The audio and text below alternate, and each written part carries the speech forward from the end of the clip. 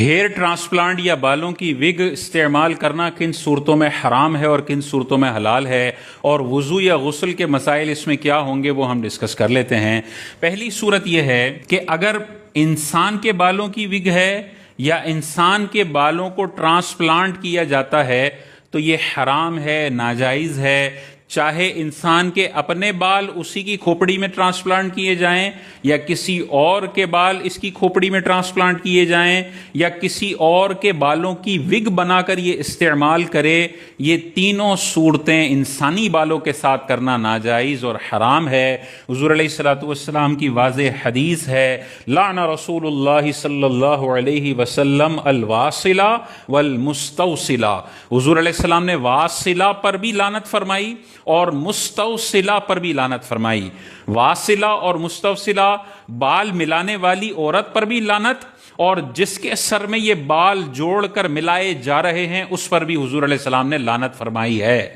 تو پہلے کے دور میں اگر بال چھوٹے ہو جاتے تھے تو انسانی بال دوسری عورت کے اسی کی چٹیا کے ساتھ، اسی کے بالوں کے ساتھ گوند دیے جاتے تھے، چٹیا بنا دی جاتی تھی، تو بظاہر اسی کے بال لمبے لمبے دکھتے تھے۔ اس کو حضور علیہ الصلوۃ والسلام نے منع فرمایا اور فرمایا ایسی عورتوں پر اللہ کی لعنت ہے جو بالوں کو بالوں کے ساتھ ملا کر سر میں لگانے والی ہیں۔ اس عورت پر بھی جو یہ کام کرتی ہے، پروفیشن اختیار کیے ہوئے ہے، اور جو یہ باقاعدہ سر میں بال ٹھکواتی ہے اس پر بھی حضور علیہ السلام نے لعنت فرمائی ہے۔ انسانی بالوں کے ساتھ یہ کام نہیں ہو سکتا، چاہے اپنے بال ہوں چاہے دوسرے انسانوں کے بال ہوں۔ دوسرا، خنزیر چونکہ نجس العین ہے، اس کا ایک ایک بال ناپاک اور غلیظ ہے، تو اس کے بالوں کا استعمال بھی حرام ہے، کیونکہ یہ بال بھی اس کے ناپاک اور نجس ہوتے ہیں۔ اس کی وگ بھی نہیں بنا سکتے، اور اس کی اگر پیوند کاری کہیں ممکن ہو گئی ہے تو یہ بھی جائز نہیں ہے۔ اس کے علاوہ جتنے بھی جانور ہیں ان کے بالوں کی وگ بنا لی جاتی ہے، گھوڑے کے بال ہیں، ہرن کے بال ہیں، بکرے کے بال ہیں، اور کوئی بھی جانور ہے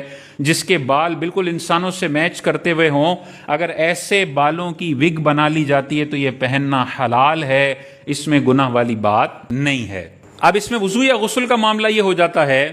کہ اگر ایسی بال لگوائے ہیں جانوروں کے یا دیگر چیزوں کے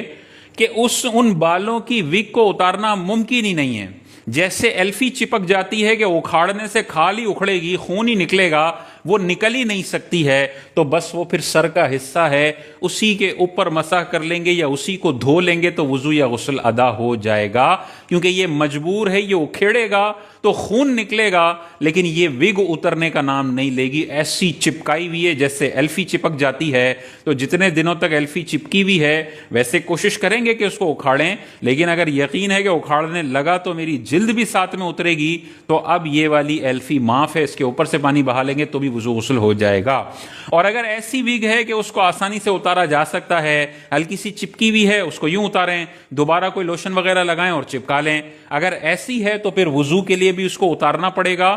مسح کرنے کے لیے، کیونکہ وگ پہ مسح کریں گے تو کھوپڑی پہ مسح ہوا ہی نہیں، سر پہ نہیں ہوا، اللہ نے سر پہ فرمایا تھا مسح کرنا، اس کو اتارنا پڑے گا۔ اور غسل کر رہے ہیں تو سر کو دھونا فرض ہے، تو پھر یہ وگ کو اتارنا پڑے گا۔ تو جہاں اتارنا ممکن نہیں یہی سر کا حصہ بن جائے گا، اسی کو دھو لیں، مسح کر لیں، ہو جائے گا غسل وضو، اور جہاں اتارنا ممکن ہے وہاں اتار کر وضو یا غسل کرنا ہوگا۔